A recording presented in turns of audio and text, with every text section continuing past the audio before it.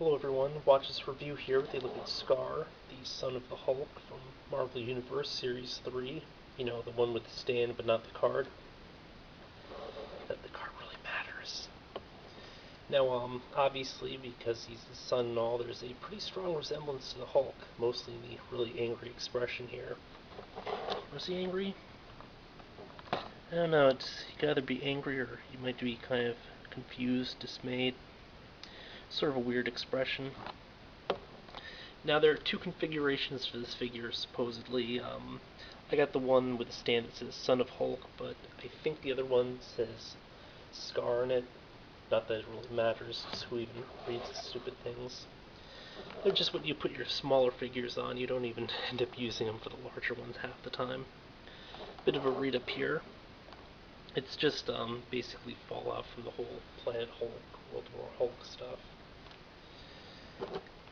Personally, I don't know a ton about the character. I've seen him like maybe a handful of times, but I figured, you know what, picking this one up.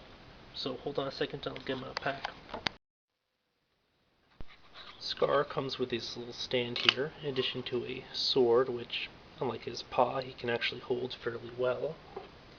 The fingers are a bit malleable, meaning soft, flexible, posable, whatever.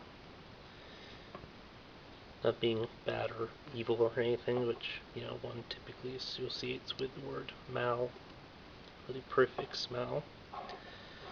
So yeah, he actually grips his weapon. It's a huge improvement over the previous version, which, it's kind of silly. Now, also, like his dad, he's, not quite a chip off the old block. Rather than go ahead and reuse a lot of the same parts from the World War Hulk, he shares parts with Juggernaut here, specifically the torso piece. You'll notice that it's not carved in like World War Hulk's is. In addition to the legs here, above the boot, shoulders, biceps, sort of the usual stuff. But again, because he's got all these additional parts on him, it does hide the fact well that it's a partially recycled mold. Plus he has a brand new set of boots there, which despite their ginormous size, doesn't really stand all that well. And right out of box, one of the knees was fused on mine. I had to sort of break that in. Same issue with the ankle here, which I haven't broken in. So I just couldn't stand the thing until I really pushed the joint until it finally snapped or whatever.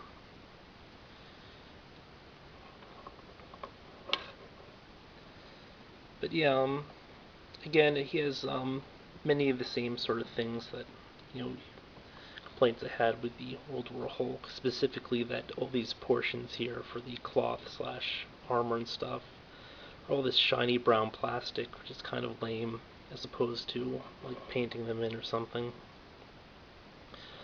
He doesn't have the same amount of texturing that World War Hulk has. Instead, he just has a sort of smooth finish to his skin, which again is kind of disappointing given how much quality went into this version.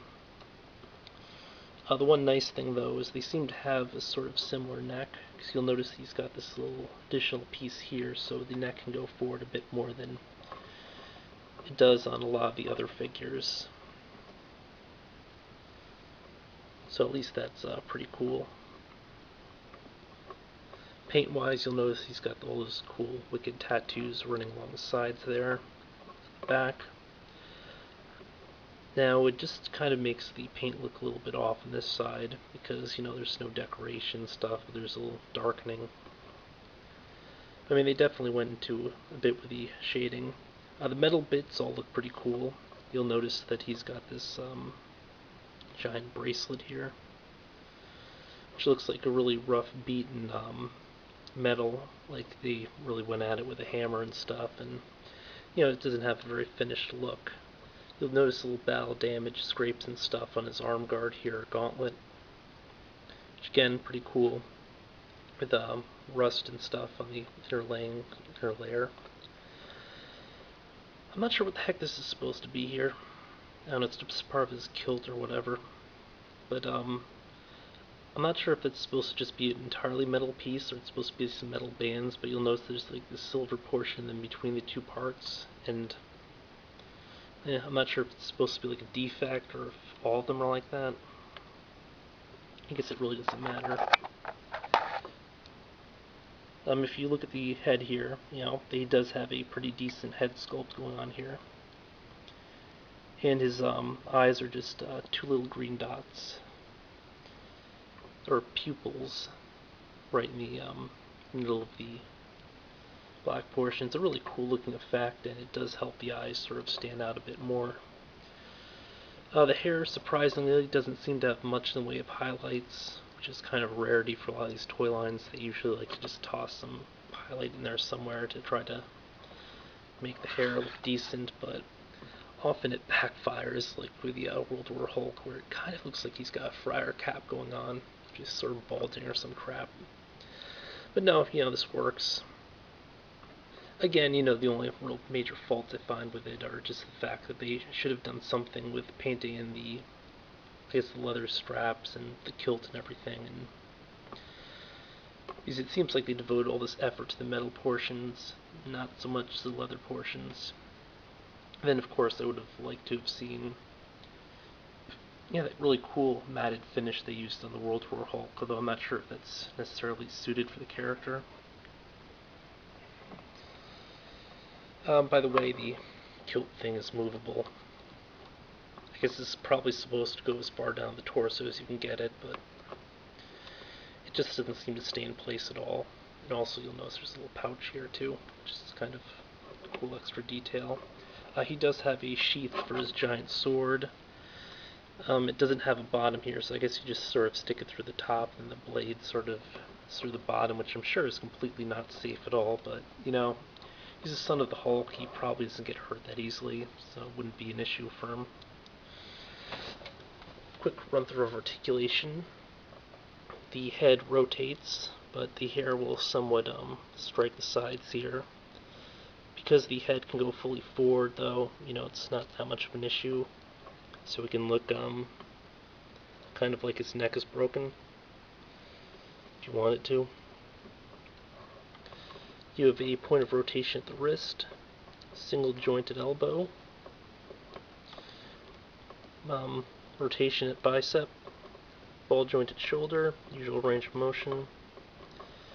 The straps are far enough up that it doesn't impede or anything. The torso joint has the usual forward back, full range. No waist because they opted for that torso. The same leg joint / hip that you see on all the larger figures is present here as well, where it kicks out and then you have to rotate the upper thigh to get it to where you want to go. On my World War Hulk, it had a annoying tendency to occasionally pop off the entire leg, and you can see it's a physical ball right underneath there. I haven't had that problem on any of my other larger figures, though, so and you have a double joint here at the knee, and then you don't really have much movement here, these ginormous boots. I mean, look at that. So I wonder... apparently they have around the same shoe size. But it only has a tiny amount of forward and back. Very, very small amount. And then a full range of rotation.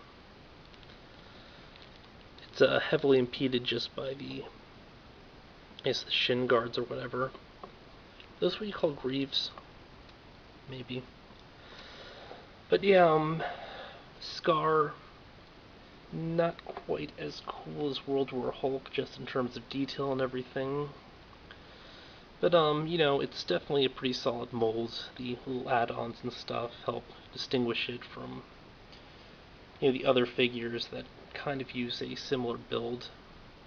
Of course, so far I think we haven't had, like, a direct one-for-one in terms of, like, the entire sculpt, just because they toss in either new arms or new boots or something, so, they can probably recycle this a few more dozen times before people start to get sick of it.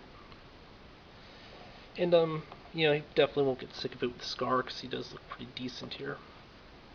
But yeah, this has been a look at the Marvel Universe Skaar. Until next time, folks.